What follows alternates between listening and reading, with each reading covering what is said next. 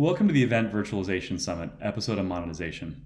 Thank you so much for joining us. As you know, we deeply believe in the importance of bringing people together, especially now in this time of crisis.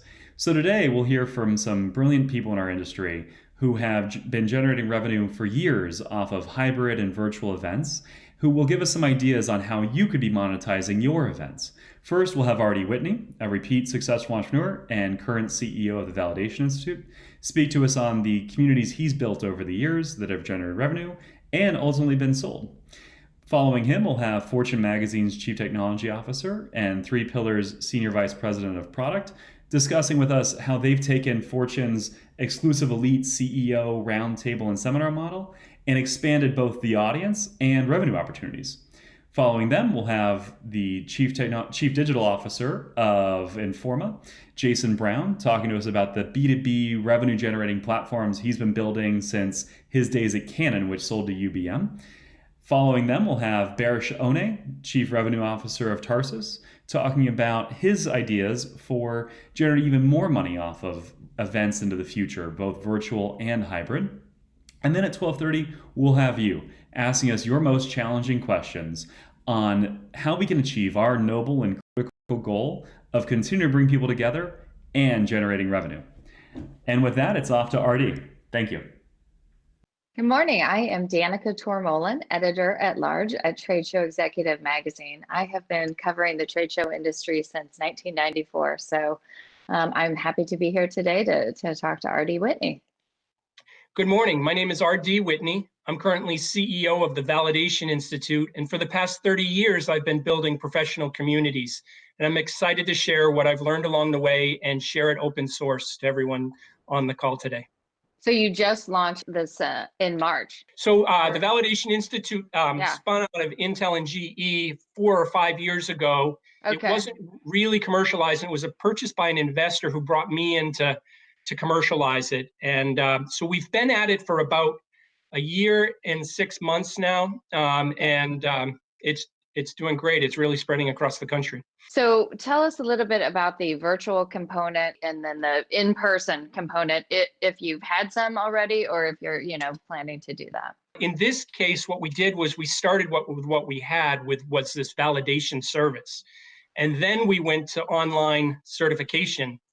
And then from there, we started doing regional events around the country. And we could have had the same presentation 4 months ago, and I would have been pitching the same thing as diversify your formats because they're extremely profitable and they help your event, not because events are going to, suddenly you can't do them, but because they enhance it and they're incredibly profitable and you'll build a professional community. But now today, when you can't do events, it's just really just then changing over the emphasis on the online opportunities. So what's your model in terms of monetization? So in the case of validating the marketing claims think of them as your exhibitors, right? To relate to this audience, the exhibitors are all making marketing claims. Think about how helpful that could be to provide the buyer with expertise that you've actually gone into the data that has the basis of that marketing claim, and you're going to put a good housekeeping seal of approval on it.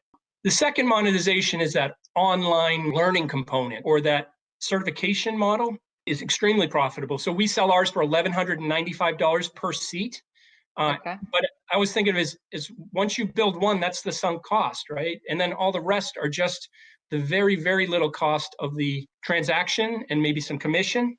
But the margins are in the 90s. Okay. The next monetization is that membership. Once they become certified, they tend to want to share tools and resources that help them do their job better. And then the fourth component, of course, is live events. But then when you can't do live events, and I'll just give one example, we do an awards program for the healthcare industry for innovative vendors. And it happens at the beginning of the World Healthcare Congress. Well, it couldn't happen this year because in Washington, D.C., we couldn't be there on March 29th. So we developed this fantastic virtual program and delivered it where all the vendors got exposure to their involvement in that program, and we ran that virtually very successful. But the monetization then was on the tail, the continuation of that, and people then, proudly announcing that they've been. And I know, Danica, you have some great experiences with award programs too. So that just is another way to think about it. Like those don't have to be at live events. They can be part of a professional community. So are the memberships, is that like an annual fee, a monthly fee? How does that work? It's different. So sometimes annual fee makes the most sense, and I would say that's the most prevalent. But sometimes it's a monthly reoccurring fee as well. What are some of the programs that you ran virtually? Doing lots of sponsored webinars, some paid webinars, because here's the other beauty of creating one of these online certification programs is you can chunk it up and also deliver it as online learning. So are those live events, or are those, recorded events, and, can people listen to them on demand? Both. So we are doing live webinars sponsored, which I'm sure a lot of people on this event are doing. But we're also doing where we have already in the can training modules. We will boot them up live and then go into the training module and then remind them after, hey, you're 1/12 of the way through. Why don't you go through the program? The key to me is that it's marketed as a live event, and you don't want it to feel bait and switched at all. But there's something magical that happens when you go out and tell somebody that on this date and time there's going to be an event, and they sign up. A good portion will come on live, and then a good portion won't, and then they'll listen to the recording, and then you have it for a really long time after too. So it has a nice life to it. With the scale that virtual, allows, really exciting, and there are a lot of opportunities out there. So it sounds like you're taking advantage of them. Yeah, It's exciting. Hi, everybody. It's great to have you here today. I'm Michael Barnett, CEO and founder of Ingo. Started a company in 2013 and now serve 3 million of the top executives around the world. And it's my pleasure to have a conversation today with Scott from 3Pillar and Jonathan from Fortune Magazine. I'm Jonathan Rivers, CTO of Fortune Magazine. I've got a little over 15 years in media. This is my third digital transformation. I've been over at PBS, where I helped get them online serving video, and then more recently at the Telegraph in London doing a whole replatforming. So it's always fun to talk about innovation in the digital space. And I'm Scott Varho. I head product development for 3Pillar Global. After a career building products, I started looking for a high quality partner to work with to build our next product, and found 3Pillar, and was honored to be asked to join, and honored to be here today. Great. Well, thank you guys so much. It's really exciting to get to talk to you about and get your ideas. I've heard some incredible things about what you're working on in terms of the future of events, the future of bringing people together. And if you've seen our past events, we're very excited about the space. We think that now more than ever, we need to bring people together and look for new solutions and solve the world's problems. And it sounds like you're doing great things at Fortune in that regard. Jonathan, from your perspective, what is the importance of communities and events and bringing people together at Fortune? It's huge for us. I think a lot of folks don't know that Fortune actually has a very, very large live events business. It's actually a significant portion of our revenue. And so Fortune has 25 conferences throughout the year. They are all invite only. So these are top tier executive invite only conferences. And those event tickets range anywhere between $8,000 and $20,000 a year. So it's a pretty significant spend for those invites.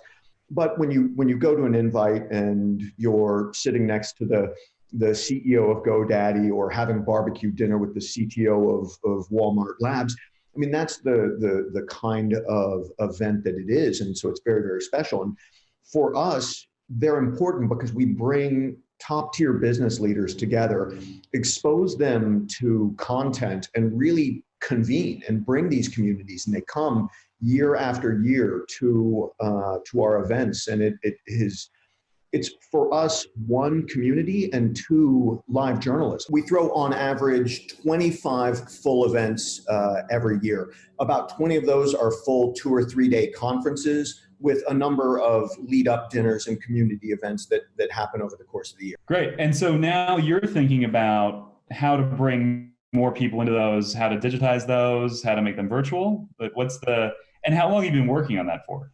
So we just got started very seriously. We're sort of doing two things. I think the first is we're making sure that we serve our community. So I had one of my events was supposed to be April 21st. You can imagine I was not allowed to throw it. When you look at the future, we don't know when we're going to be able to throw a 200, 300, 600 person event again.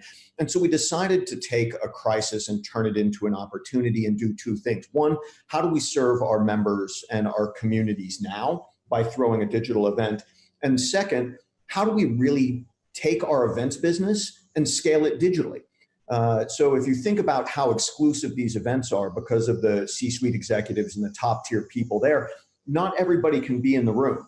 But if I start throwing virtual events and do them online, that allows me to get a lot of people access to that top tier quality information without being in the room. And that's a great way to serve businesses around the globe by making people better and exposing them to the thought leaders without having that in-person event. So we're really trying to kill two birds with one stone. We've rescheduled that health event.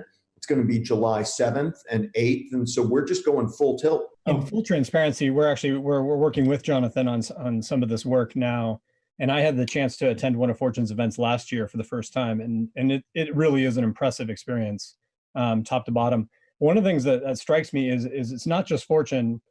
All events have been hybrid digital and in-person events up until now. I think COVID is going to accelerate the impact and importance of technology as an augmentation to our in-person experiences. So for example, any conference you go to now, you're looking up what is the schedule online, you're trying to find out what's going on with newly added sessions and what have you. A lot of bigger events now have mobile apps tied to those events. And so you saw that as a trend already. We just really weren't paying that much attention to it. I think with COVID now, there's a real focus on this. And I think for businesses like Fortune, it's really important to provide digital first experiences. But I think in the post-COVID reality, we'll see an acceleration of a trend that was already taking off as we look to digital to enhance those in-person experiences, whether through community or the actual event itself. Well, and speaking of, I mean, how do you guys see this in terms of temporary versus long-term change? Are there fundamental changes? Is this a COVID ends and everything's back to normal? How do you look at that in terms of both, your immediate upcoming events and then long-term strategy? So we're taking a very long-term view of this. I think, the world's going to be a changed place for a while. This as a thought experiment, people have realized you don't need the level of presence that everybody thought you did pre-COVID. But at the same time, again, this is a new revenue opportunity for us. And we don't, it's forcing us to innovate, and we want to keep that innovation going further out. To have an invite-only event and to have a community feel, it has to cap out at 500, 600 people. There's a limit to how big that can get. But having online events or virtual events, that can give you thousands, tens of thousands. It's a great way for us to accomplish a lot of our journalistic mission in another fashion by really amplifying it. And I think this is a world we want to live in, not maybe like the COVID world, but a place where we've got much broader reach that these digital events give us. So we're thinking this is long-term. But one thing that I know Jonathan knows this, you also want to make sure that it's not a poor proxy for that in-person experience. So as Jonathan talked about, there's real value to sitting next to the CEO from GoDaddy and having lunch, right? And or having a coffee and bumping into the types of people that you admire, you respect, you want to have conversations with about really important topics. And so the important thing is that the digital experiences are just as rich as those in-person experiences. And we know that is possible, but it requires a sustained focus to pull that off. When you say just as rich though, Scott, I'm curious on that. I'm gonna dig in a little bit on that because I like the idea. If you could create a digital experience as rich as an in-person experience, I think a lot of the people viewing this right now would be terrified, but also very interested in the opportunity to capture revenue right now. So when you say that, you've got to be thinking about pluses and minuses, right? There's got to be some things you're losing and some things you're gaining. So can you unpack that for us? Thinking about how you provide those authentic, rich human experiences through a digital platform. We know they're possible. Here we are having this conversation. It's not the same, but once you get exposed to a COVID type scenario, right, you certainly start to appreciate things differently than you did before. in the event space, a lot of times content will be used to attract people, but it's the community and the people that are there that keep you coming back, right? It may or may not, right? So the buyer or the consumer of the event has to have a tipping point and realizing, oh no, it's the community that I wanted just as much as the content. Content's great, but this other part was even better, and it isn't why I originally showed up. And because there's sort of an arc of realizing that that's what you want, I think it'll be really important to stay insightful and close to the attendees of these events and understand where they are in that value chain, what they appreciate, and then feeding them in a timely fashion those experiences that meet them where they are. Events are designed for hotels. Every event that you go to is designed around the hotel. I know that the systems that we use to plan our main school events they start with the hotel. How big is it? How many rooms does it have? How many people can I have? And so on and so forth. For digital events to be truly successful and deep, you have to say, these are the mediums that I have. And so get outside the thinking of, okay, 2 days, 8 hours, per day. These are my sessions. And instead reimagine where an event is just that. It's an event. And so for our health event, we're thinking about something as sort of long as having 4 invite-only pre-dinners, right? So we have 4 events leading up that are invite-only, that are conversations with our conference co-chairs, with our speakers, with industry luminaries, taking those conversations and feeding that back into the main program, and then changing the main program into something palatable for the medium. So 2-3 hour sessions that are split up with things that really work on a smaller screen rather than in person, and knowing and accepting the limitations of the platforms and maximizing your content for that rather than doing what you're doing. And then again, doing walkout events where you have events after what was traditionally the conference.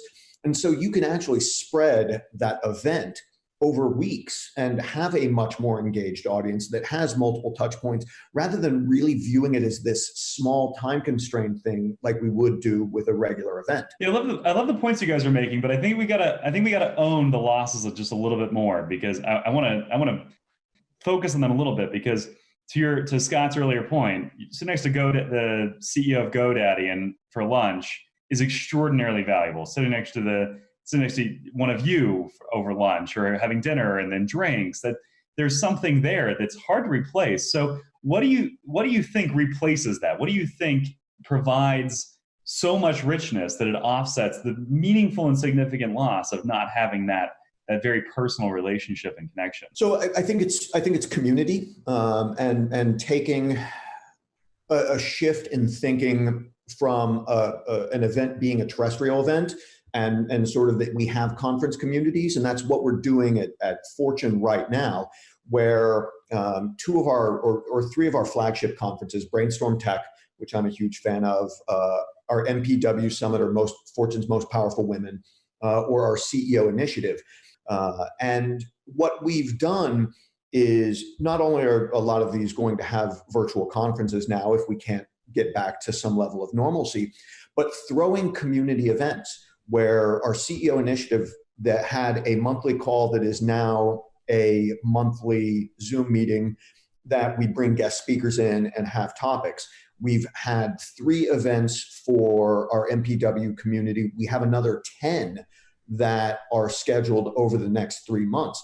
And so rather than a ticket sale, it's $8,000, you pay me once, you hang out with me for 3 days.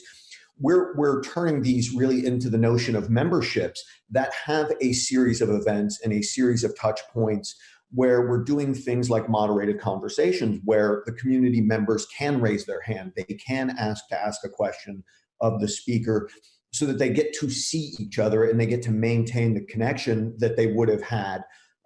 And because we have so many people that come year after year, we actually have these communities formed. And so for us, it's keeping them alive and keeping them all engaged.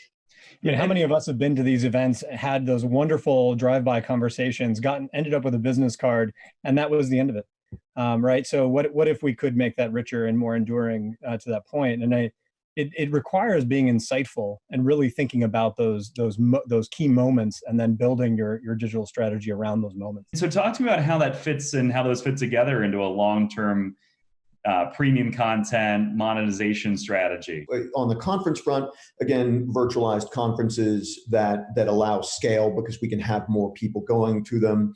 Our tentpole events, that I mentioned, MPW, CEO Initiative, we really view those as memberships, sort of yearly things. I think this makes it even better because you're adding those touch points. It makes the membership worth more. So you still have the membership sale, and now you have more sponsorship opportunities, right? So in a traditional event, it's a restaurant problem. You've only got so much real estate. So many people, you can only have so many sponsors. But if I'm now taking a 3-day event and making it 10 to 20 interactions over a year, that adds even more room for sponsorships, creative ways for our sponsors, our advertising partners to connect with our audiences. The second way is we're launching another product, which is called Fortune Connect, which is really designed at the hypo or the high potential employee. That is around purpose-driven leadership. And again, it's a membership organization that has a focus on community and content events, which gives us, one, consumer revenue from a membership point of view, and two, an increasing number of sponsorship opportunities or finding new partners. Either it's content that we want to get out there, services, or sort of perks that we can provide them. But I think it's really taking all of that and doing a long-term view with more smaller events that give more opportunity. To that point, membership and sponsorship, how are you having those conversations with your sponsors? And how would you discuss that with maybe somebody that it represents a smaller association or of, let's say, marketers or manufacturers, and they don't have Fortune's long history of digital sponsorship and digital sales? I think people really underestimate the connection that their attendees have with their event. My wife the other day was wearing her favorite sweatshirt, which was from NISUG, which was the Northeast SaaS Users Group that used to throw conventions, and this was from like 2005 or 2006. She still identified with that brand. Like, going to a regional programming group was part of her identity and something that she holds very, very fondly. I had that for Fortune events. It's how I met them. And so I think people really underestimate that, and that they should tap into that goodwill and utilize it. The second, when you're talking to your sponsors and your advertising partners, these are deeper relationships. They're not transactional. They're not drive-by. It's the opportunity to get a message out.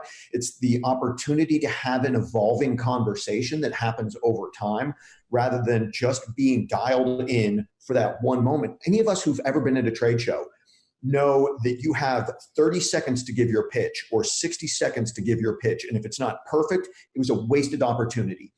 But when you're working with a series of events or all of these touch points, it's an evolving conversation. You don't have the pressure. You have more time for your audience to get used to you, to grow with you, to grow into your services. I think it's a better way of doing things. Yeah, and I'll add to this. I think that one of the things that we try to bring to the table that helps with these conversations is the product mindset. So both for, as I talked about before, the members that are showing up have a certain value proposition in mind when they show up. That will evolve. I think one of the things that Jonathan's putting his finger on is the time element of these events, which is really important. If you want to establish a relationship, it requires time. And so we see that evolve. And same thing for sponsors. They should have a value proposition where they're not an afterthought. They're not just given a spot, but they're given an opportunity to build those kinds of rich relationships. The same way as you would want members to form with one another, you want them to have that opportunity with sponsors, and vice versa. You want to make sure that you protect spaces so that they can opt out. I mean, that's going to be really important. And so really thinking through the types of experiences you want to create for all stakeholders in these events, and thinking about them as multi-stakeholder, multivariate events is really important as you then try to claw through what are ways for us to enhance the important elements we want to keep, and also reduce the elements that we don't. What we see is that there's some real challenges around monetization right now for events and for those communities, while at the same time, there's an extraordinary amount of opportunity. We're talking about the attention and the eyeballs and the interest and the relationships of thousands, if not tens or hundreds of thousands of community leaders for these events and for these communities. How do you think about the gaps in software, the gaps in products out there currently to help drive monetization? I don't think there are gaps. And I think that's actually the problem, is that everybody's looking at them as gaps. I talked a little bit earlier about focusing on the medium and accepting the limitations, right? There's the saying that constraints impose clarity, and calling them gaps is saying, I'm going to pound my square peg into a round hole where there are all these things that I know how to do, and this thing doesn't do what I know how to do. And that's the death of innovation right there. That's just not trying. And so accepting that platforms work like this and platforms work like that, and that I'm going to need to use this platform for this platform for that, and this platform for the third, needs to be accepted. And I think that's where you get into a lot of the things that you're going to need to build. And the real secret sauce is it's integrating these multiple platforms for a seamless customer experience. That's going to be the real secret. So I don't view it as gaps, because there's something out there that will do everything that you need it to do. You're just going to have to build the connective tissue from it, which is what guys like Scott do for a living. Yeah, and the thing that I want to, there's a word that you use, Jonathan, that I think is undervalued, which is the word focus. The important thing is, as you said, there's all the tools are there, but we need to think in terms of digital ecosystem. We're talking about members or sponsors that are having a multi-channel experience with your brand or with your event. And given that, we're not talking about building a mobile app. We're talking about building a mobile experience that is an extension of your digital ecosystem, right? So, which is just a very different challenge, and choosing what parts of that you're going to focus on. Where is your special sauce? Where are you going to enhance the experience that the tools sort of come with out of the box? Providing a mobile app is one thing. Providing a mobile app that actually enhances the overall experience with your brand is something quite different, and it requires a deep sense of insight into what the mobile user is looking for, and keeping in mind they may be looking only for a mobile experience. That may be the only digital touch point they have with you. So it has to stand on its own. But it also, if for example, if I update information on my mobile app and it doesn't show up in my registration in the next session, just by way of example, then that's not the integrated experience that I'm looking for, right? And so you do need this omni-channel experience. It's not so much gaps as I see a gap in mindset and approach. And then I see one of the things that always tickles me is when I see someone come in and ask for just an aspect of the experience, and they haven't thought about how this is going to play with the other parts of their digital ecosystem. And in those cases, it's a real education to say, look, you might want to trade off a little bit in terms of just this one channel, and make sure that you're investing in the connective tissue. And then also think very, very carefully about where you leverage third-party components and what you decide to custom build. If there's a part of your experience that is not custom, is not part of your secret sauce, is not a focused aspect of your strategy, it's probably best if you try to leverage third-party tools, because that little bit of extra control is going to cost you a lot of focus, time, effort, energy, and resources. And as Jonathan said, constraints are what are really important to acknowledge. And so being thoughtful about that, I think, is it gets undervalued on the front end. What does that ecosystem look like? What do you need to build? What do you need to have in order to create that opportunity for that community, not only to engage once for an hour, but to thrive and build over the course of months and years? Yeah, I think there are a number of things, right? First, you need a good digital presence, right? You actually have to have a place for content and information about your events in your community. You need systems that provide discoverability. To have a community, to have a membership, they have to know the options that they have. They have to know the things that they can be a part of. They have to be able to find them so that they can attend them. So that's a core component of it. And then I think CRM is really understated. So having a good CRM system, having a good membership management system where you know who your people are, you know how you can contact them, along with email marketing tools to keep them connected, is really absolutely essential. And I think those two form the core of it, or those three form the core of it, for me. And then it starts coming down to what are you doing with your community and how are you doing it? And so having an events platform and knowing what you want to get out of it and how you want to get out of it, or how you get through things, is going to be that final thing. And I think that's the one that's the most interchangeable, because you're going to want to find the platform that is correct for your event. Is it a community event? Is it a content event? Right? Is it one to many? Is it many to many? Is it about interaction? Is it really just a live stream? Do you actually need one? And thinking through that very distinctly is sort of key. But at the heart of it are the customer-centric parts, right? All of the things that are customer-centric. Who is your customer? How do you know them? How do they want to be contacted? And how can they interact more with you? That's the nucleus of that ecosystem. Scott, I want to hear what you have to say about this, but I've got to follow up on that real quick, because I think most of the people that I've spoken to and are in the industry are thinking first about what platform, what video virtual event platform should they use. And Jonathan, it sounds like you're contradicting that, or you wouldn't agree with that. It's just the wrong place to start, because you're going to start with delivery. It's a solution then looking for a problem. Rather than saying, these are my customers. How can I serve them? Right?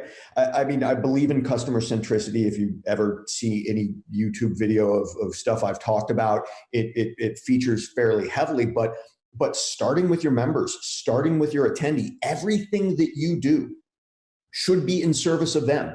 Every choice you make should be in service of them, rather than saying, this is my platform. You don't have Microsoft Silverlight installed? Oh, well, you can't come, right? But if you start there and your IT group goes through their spreadsheet exercise and says, community, yes, it has an expo room. Oh, it's got cool little avatars that walk around, right? And they go through their RFP process and they end up with this platform that half the population can't or won't use because it uses this weird, obscure technology. You've just cut yourself out of the market. Well, and the analogy that I often draw for people is that kind of question is like asking the carpenter what kind of hammer they like to use. Who cares? and if the carpenter shows up with a hammer that they're planning to use for a job I haven't told them about yet, we already have a problem.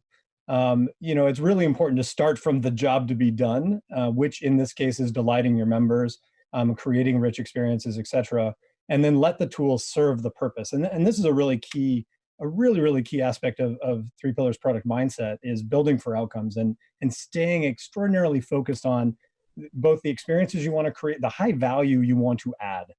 That's what you're looking to do. That requires, really staying close to the customer, as Jonathan espouses, really getting rich insight into what it is that they're looking for, and including time as a variable in that, and then really driving your technology choices, your trade-offs, all of those things around that value you're trying to create. That's really fundamental. Yeah, and I think there's the notion of that focus around the content as well as the shared experience. To your point, we can now have a conversation. We experienced the same content about Ingo and really understood deeply what you do and why you do it. And then we can have conversations about other ways to do it, ways that it's applicable, ways that I've seen other people do things that are similar. And it provides that focus in a moment, but it's also shared. So I think you can absorb it better, but also explore the idea rather than just consume it. I love that idea of exploring ideas as opposed to just, them bouncing off of you, basically, which can very often happen to me when I'm having a conversation briefly. I don't really get to dive into it with somebody. Yeah, I think there's a lot of power in a conversation where,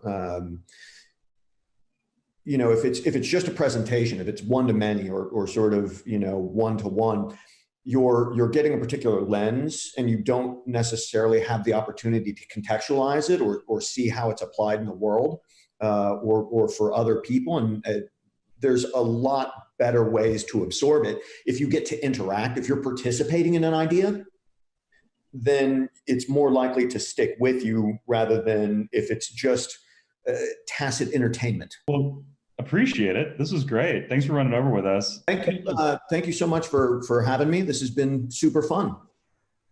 Hi, I'm Danica Tormolen, editor-at-large at Trade Show Executive Magazine. I have been covering the convention and trade show industry since 1994. So I am excited to have Jason Brown here today with Informa Markets. Jason, why don't you introduce yourself? Hi, Danica. Thanks for having me. I'm Jason Brown. I'm the Chief Digital Officer for Informa Markets. We're a large trade show organizer with operations in Asia, in EMEA, and in the Americas. Great. Well, tell us a little bit about some of the digital products that you have that you're working on. Since COVID kind of kicked in a big way for us, we've got an increased focus on digital. And with that, we've got a real push to say, we have all of these events that we're pushing into Q3 and Q4 of this year. So how can we take care of our customers? And our customers are both the attendees and the exhibitors. And the standard default way of going into that would be virtual events.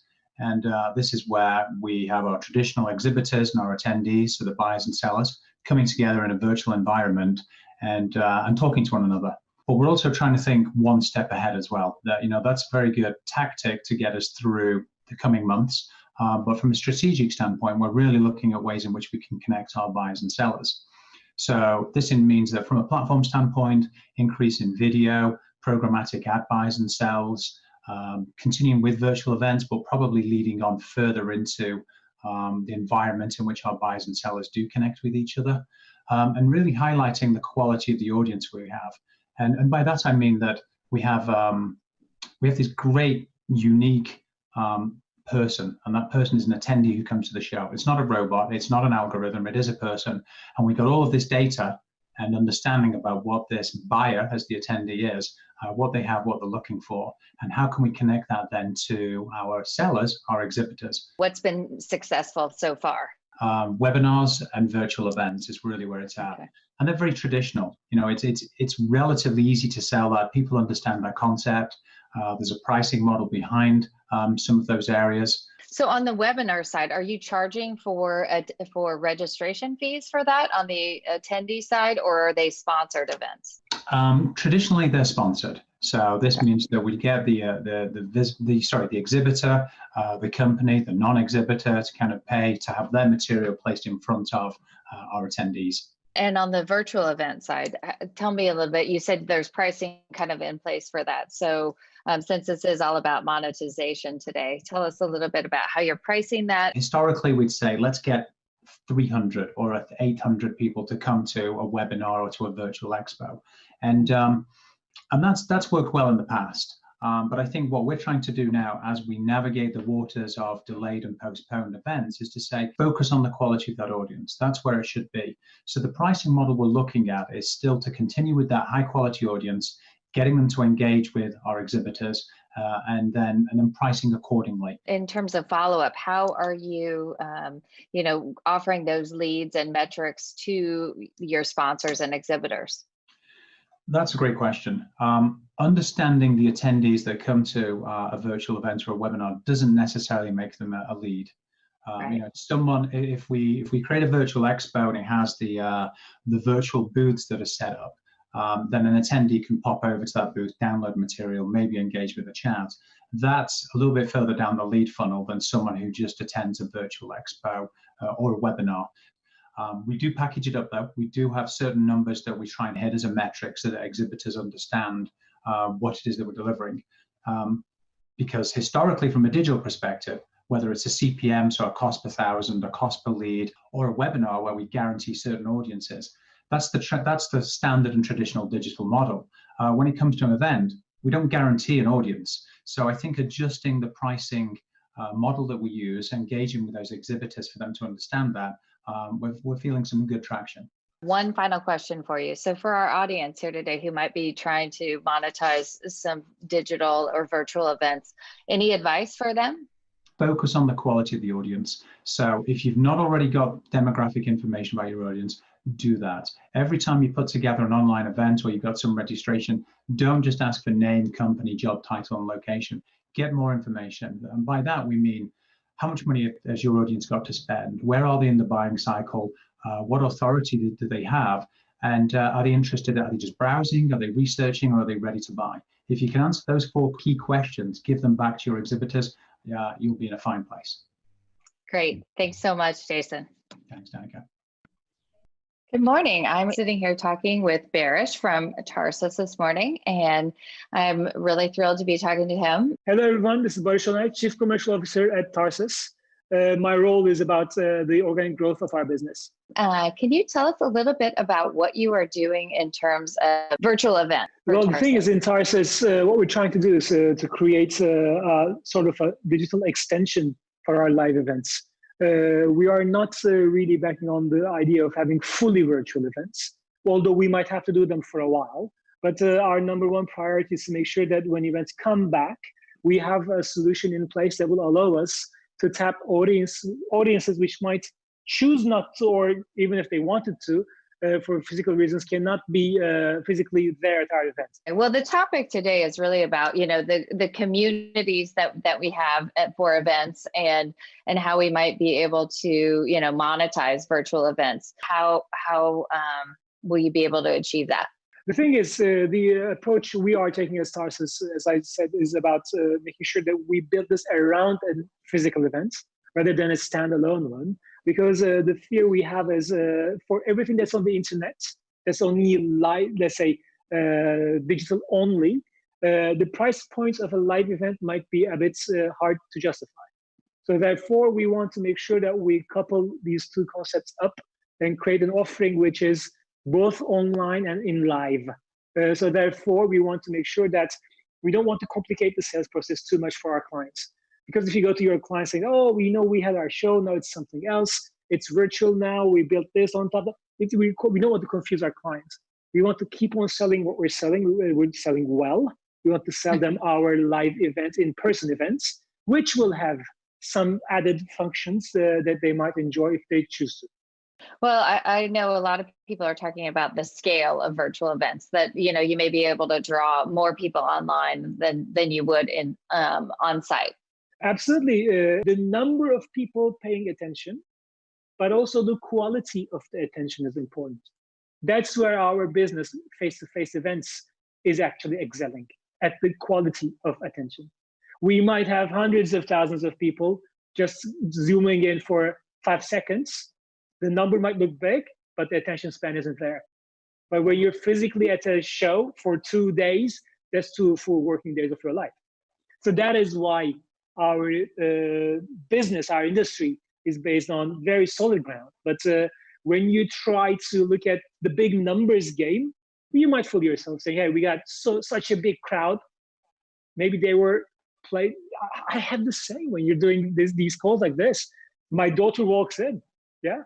She doesn't walk into my in-person events when I'm in there. So we have to be very careful about quantity versus quality, or quality versus quantity. The thing is, I have been in this industry for long enough to remember the first time we were talking about virtual events, more than 10 years ago. Yeah. Yeah. And it was a very popular thought to go after. Our events only happen for 5 days per year. What happens in the remaining 360? You know what? Your client goes to 10 more events.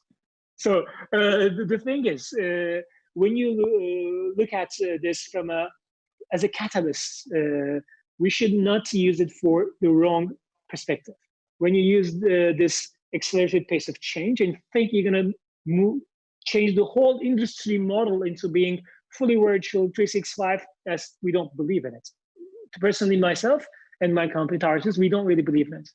So we want to use this as a catalyst to augment our live shows into becoming more digitally capable, but not to be replaced by virtual events. Virtual events right now that are happening around the world, so many of them, like the one we're attending today, are great when they serve a means to an end. But companies like us, Tarsus, when you have hundreds of shows, it is for us really hard to envision a feature that we do all of them only virtually.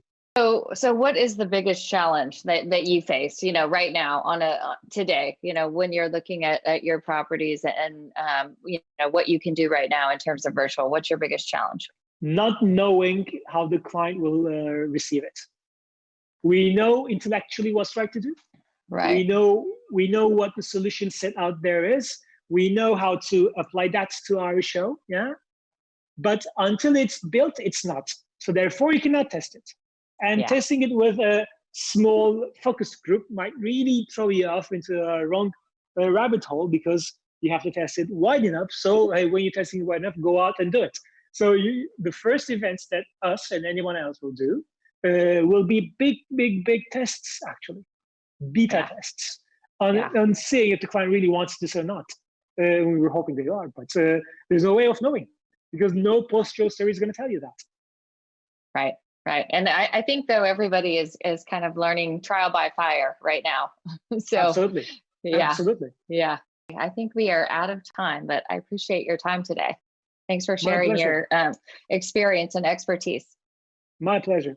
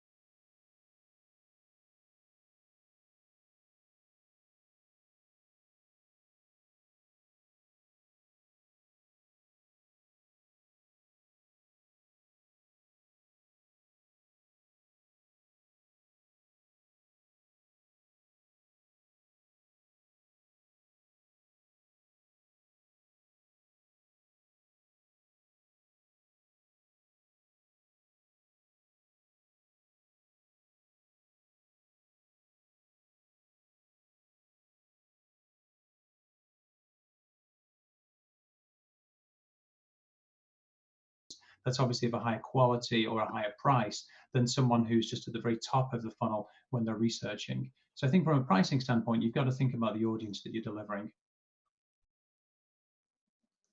Great, I'll jump in as well. I think when you free yourself up from thinking of events being the center of gravity, and you think about it as more of an orbit where events are one planet in that orbit, but there's all these other formats, mostly are virtual, you can come up with all types of very interesting, very high margin sponsorship opportunities and paid content models. I'll just give you one example, because I had talked about online learning and certification programs. We are currently working with a client that wants to reach customers, and they are going to be giving the online learning out to the customers as a way to open the door and retain the relationship. So that becomes a massive annual sponsorship opportunity. And that's just one example, depending on the type of planet that you put in the orbit.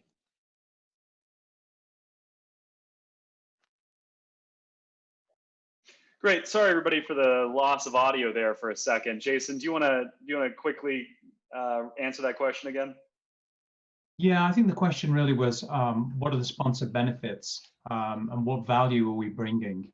And I think that from my perspective, what we look about is the audience. That what's the quality of that audience that we're bringing, and what is it that what would they normally come to a physical event for? And it's product discovery, it's service providers, it's solution providers, it's engaging with those exhibitors. So putting a price on that will vary from event to event. In the virtual sense, if you're looking at providing a small niche audience who are very highly qualified, then that's got a different price than if you're doing a very generic or general virtual event or webinar where you're at the top of the funnel.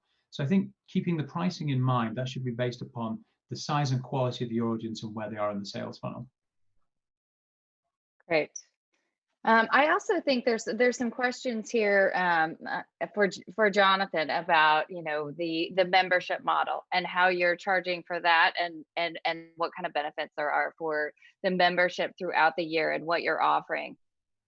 Yeah, so membership is a direction that we've been moving for a while, and it really has started with our large tentpole events, and then moved from large tentpole events to a number of smaller community events throughout the year. So where you have your one big tentpole conference, and then a dinner in London and a dinner in Toronto throughout the year. So that way there are a number of opportunities really for our members to come together and learn and grow with each other.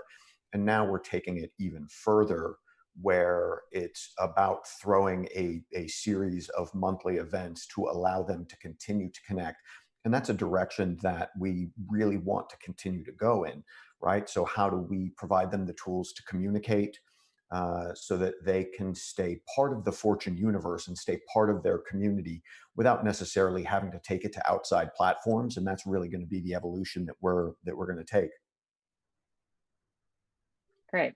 Great. I also think that in terms of, let's see, one of the questions that we had was about data and what kind of data that you're getting for exhibitors and sponsors, and maybe somebody else would like to address this. I can jump in there. I think one of the great opportunities here with events and products around the thinking of a community around the event is the ability to see the data and understand how people are using it.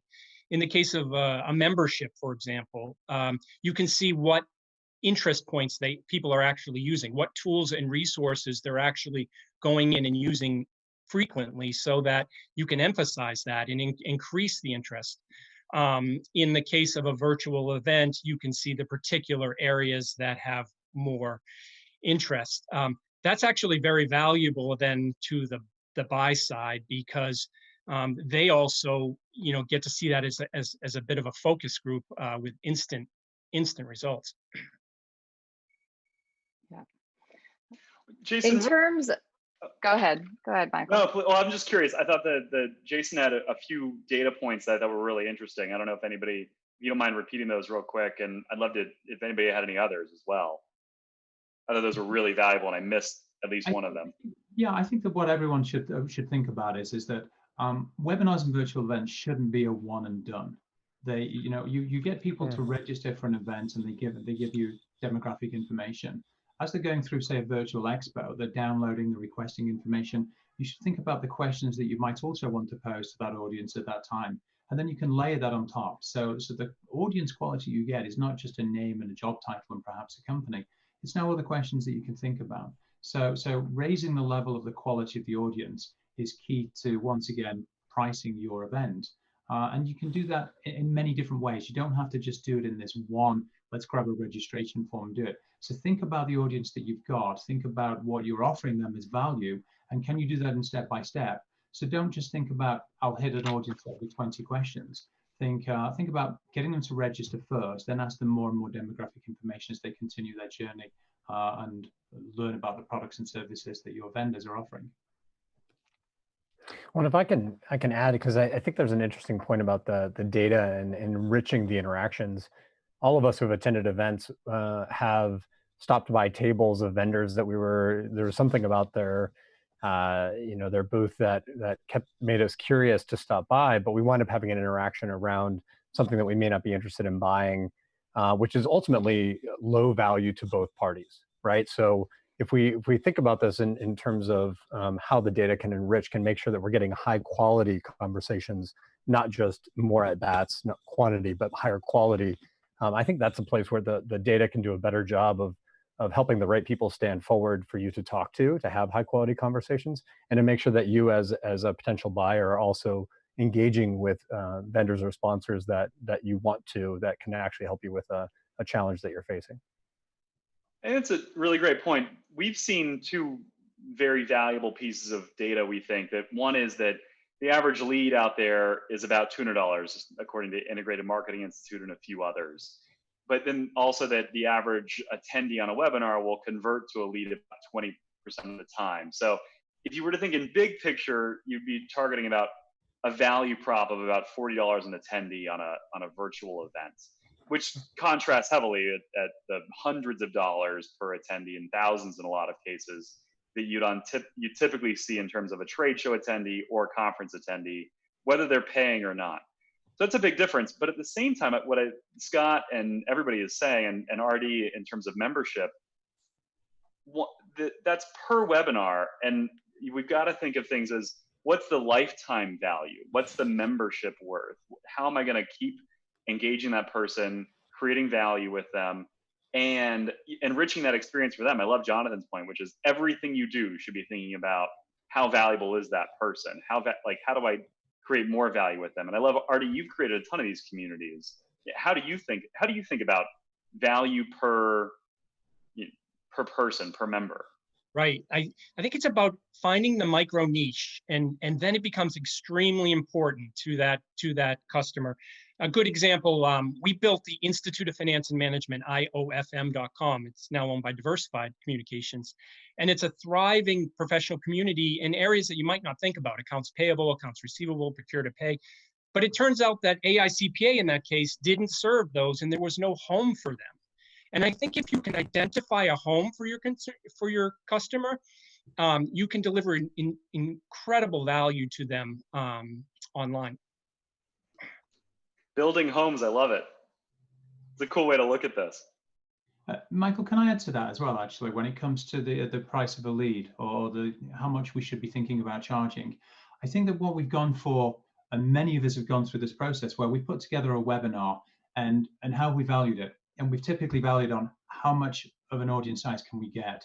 So can we get 10,000 people? Can we get 3,000 people? But we don't really think about the price. So if we don't think about the volume, if we think again about the quality of that audience, with the quality and the price of that lead that we're generating, that we send through to our clients, is going to be far higher. Because I think that the price of that lead comes down because we're talking about a bulk group. So in a way, at the sales funnel, it's at the very top of it in that awareness. And that's something that we've done historically. But now we've kind of changed the goal a little bit, because real events have been pushed to later this year and into next year. We should really think not about the volume, but more about the quality. I love that point. I love the idea that, instead of getting 10,000 people that are, let's say, worth $40 each, we're talking about getting 1,000 people that are worth $1,000. Think about it even more. Think about getting 30 people. If you've got one sponsor and they've got a particular product, and with an audience in mind, whether it's job title or a company they're targeting, why not get 30 people there? And I think then you drive, interaction between a client, between a buyer and a seller. So get even smaller, get more niche.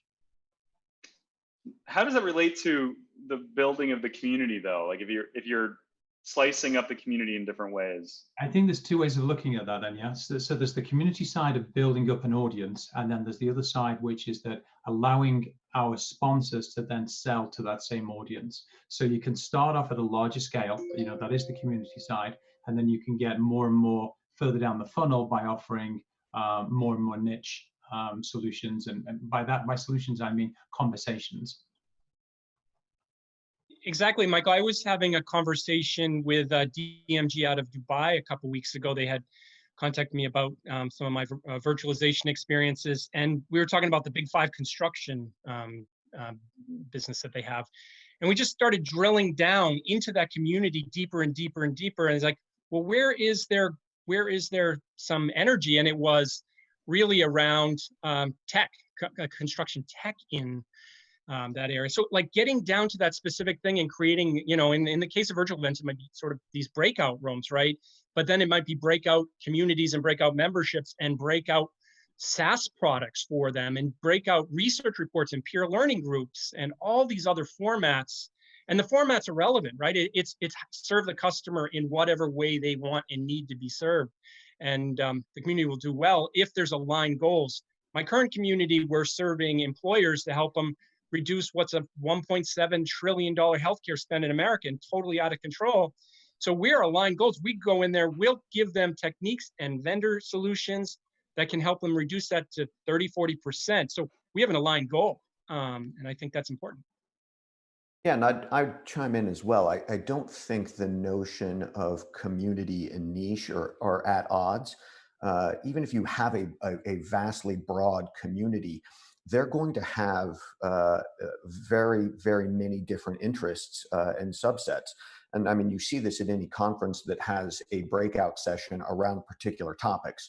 So you have built a community of say 500 people, and then you run 5 concurrent breakout sessions where people self-segregate into smaller communities aligned around interest or a piece of information. And it's possible to have both of those at the same time, right? So you have communications that are appropriate for the community at all, and then communications that are appropriate and insightful for that smaller group that's still in the broader theme. I agree. I think one of the questions that kind of segues a little bit about some people are asking about making virtual events compelling.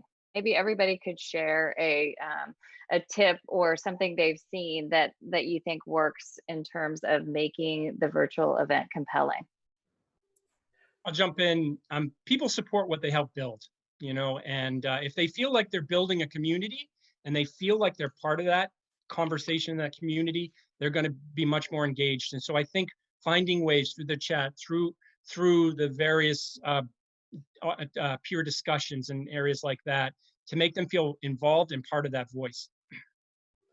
I'd say speaker prep is the number one thing. Making sure the shot is framed well, that the lighting is good, that they know what to do with their hands, that they're not looking around the room, that they're not looking at their phone. And when we started really accelerating the number of events that we threw, we really focused on our speaker prep and making sure that they were all ready for this particular medium. And I think if it looks good and people are prepped, it's going to come through as more compelling rather than just sort of like a regular phone call. I can add to that as well. Actually, I think that to that point as well, making sure that the speakers are prepped, making sure that when people are aware that it's a live event, and we've seen lots of questions coming through saying, is this live? And I can tell you now it's 11:02 in Colorado right now, so it's very much live. But the quality of that content. So here we are doing an hour and a half on a webinar, and who's to say whether it shouldn't just be a 30-minute one? Who's to say whether it shouldn't be 2 hours? So again, going with that focused audience, think about the focus of the content that you're producing. And so some people don't want to hang around for an hour. They might not have an hour, especially if they're working from home. So think about just the time in which you're doing it and the content that you're producing and seeing if you can really condense it. Arsh, I love the anything point to add? about, yeah, well, I love the point about condensing content and Artie's point about creating alignment. I think that even, the beginning here for the Event Virtualization Summit and engaging with all the great speakers we've had, the reason we've been able to do that is because we really deeply believe in the need to continue to bring people together. And there's a lot of people out there that are aligned to that goal of continuing to bring people together and exploring, the 3 episodes we've had. What platforms are out there? What creates an engaging event? And then how do you monetize it? And we'll continue that into the future. But it starts with just talking to the people and what they need and what they want to hear, and what they want to talk about and what they want to hear other people talk about. I think that's the core of creating engaging content, is just listening to the community. And there's something interesting about that. If as I reflect on, for example, the way that that iPads and watching content online has changed, right? Where people are interacting with the community around content, Game of Thrones, let's say, and there's a very live chat going on around that. You think about how these types of platforms can create a much more intimate experience, even in a passive situation where maybe you have a keynote or what have you. And those feel like opportunities that are ripe for the digital medium to be able to exploit, to create, to close the gap between the speaker on the stage and the audience members. I have another good question here on how do you ensure the relationship between the vendors and the buyers continues post the virtual event? Any experience with that from any of you yet? One thing, and I think this relates to events too. I think a lot of times event put the vendor in the corner and say, that's not thought leadership. Well, they're in the trenches. They're working with clients every day. They're actually the ones coming up with the innovation. And a lot of times they have a lot of thought leadership to bring forth. So I think it's making the community feel like there's not a vendor, a buyer, seller feel to it, that there's relationship, that you're deepening relationships and learning, and the gravity is that data, learning, connections. So not having separate mindset like that. Yeah, and the to that point, I mean, it's the quality of the content. If you're going out and providing thought leadership and you're giving to that community, they're going to come interact with you. If people are really good at being at discovering if they're being sold to, and if they feel like it's an authentic value exchange, they're going to reciprocate. Jason, I think the thing we're seeing. Any thoughts? No, I agree with the panel here actually as well. I think the answers that I was thinking of have just been answered. I think we've got to think about it as similar to, or in response to what we're seeing in trade shows. Basel World, where Rolex and Philippe Patek are leaving, or Interbike a few years ago, or Comdex. Am I getting that right? In those situations, you got to think, well, why did those communities disintegrate? Why didn't they have that cohesion that you would want out of a community? And I love the points about thought leadership and alignment, right? Like, communities are united by a common goal, a common mission. And if you're not aligned to if you lose alignment to your community's mission, this is what happens, right? The community will disintegrate. The community will become damaged. But so the opportunity now is not to think, well, there is no community. The community is still out there. They can't get together in person, but they still are out there, and they still have challenges that probably in terms of healthcare, or in terms of shipping, or in terms of how to get people into the office or into the facility to do manufacturing, or how do you get them how do you get secure webinars? And there's just so many challenges that everybody's facing right now, that every community is facing right now, that could be uniting and bringing communities together. I think, Michael, to that point about Basel World, what's happening right there is they're going somewhere else, actually. They're not just disintegrating and sitting on their hands. They're going somewhere else. They're going to Geneva. Something new is brewing up.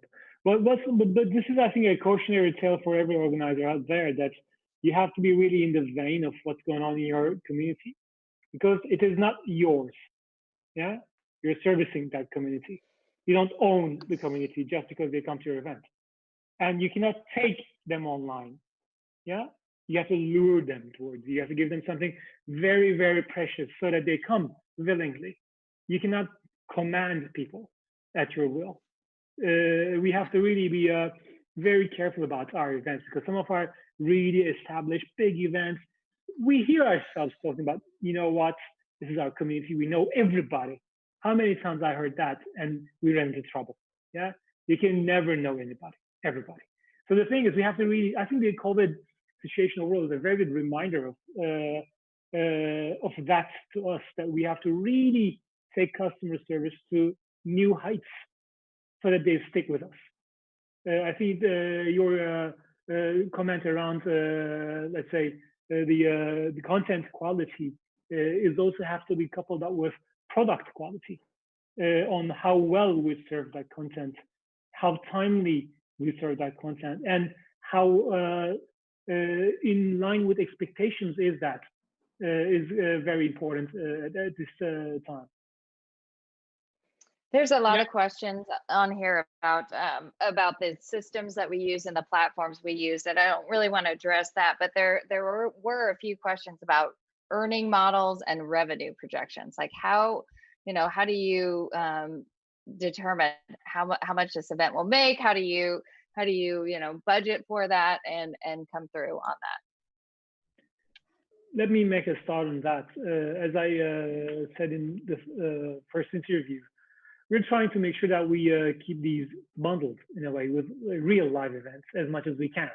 And we want to give the virtualization as an add-on function and keep our price points. But we also are aware that our cost base in the virtual event is not remotely comparable to what we spend to put on live events. So price flexibility will be a topic that will be important to address in the coming, let's say, months. It will teach us. But in a position where you cannot put together a live element to this show that you have to do online, then you're in uncharted territory for some organizers. But some organizers really do virtual events. We've been doing that for a while, so they will have set price points anyway. But then, as some of the speakers have said, it comes back to the value that you're creating for the clients.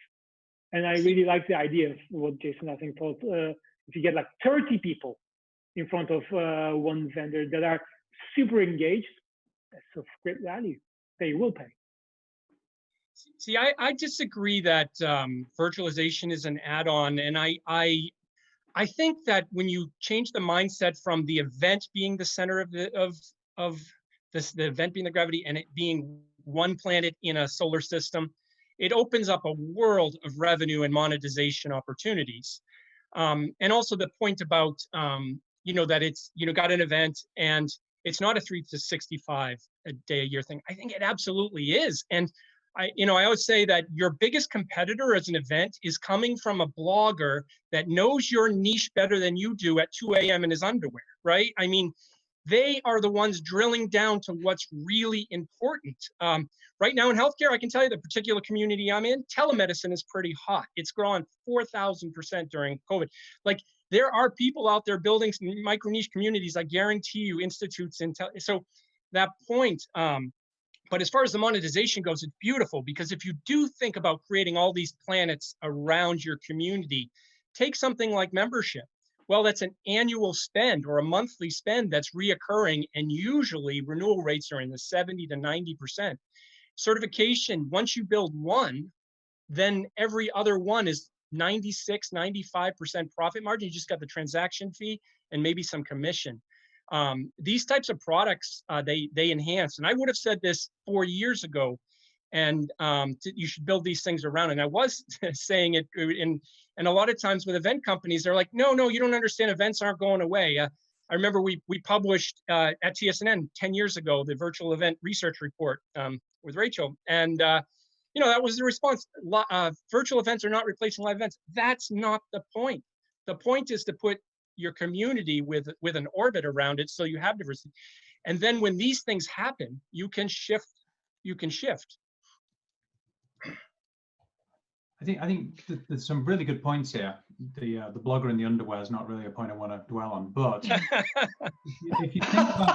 if you think about what an event is, it is a moment in time in a geo-specific location, and digital platforms eliminate both of those constraints. So the digital platforms that we're talking about, they're just a vehicle. The value that we provide as an event business is the discovery, it's the relationship building between buyers and sellers.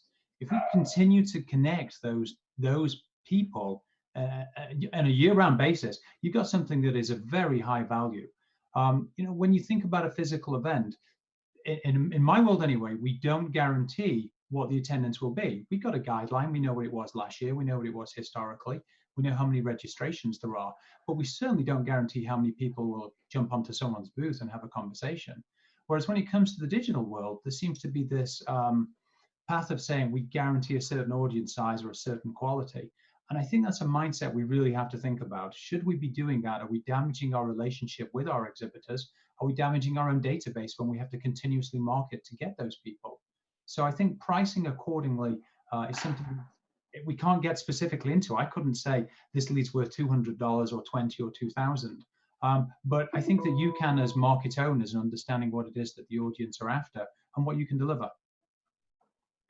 Well, I think that's a great final point for us. I know that we've gone a little long because this has been such a great conversation. Thank you to the audience for all of your questions that have kept us going and kept us engaged in answering them. We really appreciate all of you that came and joined us. I know it was thousands of you. And thank you to the panel. Thank you each for joining and for your brilliant ideas and pearls of wisdom that you're able to share with us. The next Event Virtualization Summit will be later in June. We're not having the one on June 5th for Global Exhibitions Day.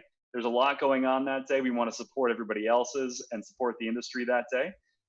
So we'll have something, a surprise feature that we're working on in partnership with some other players in the industry later in June. And until then, if you've got any other questions, please feel free to reach out. Thank you to all of our sponsors. Thanks to MoDev and Proper Expressions, and of course Ingo for putting this together. And again, thanks to our panel. Have a great day or Thanks, evening. all. Thank you. Where you are.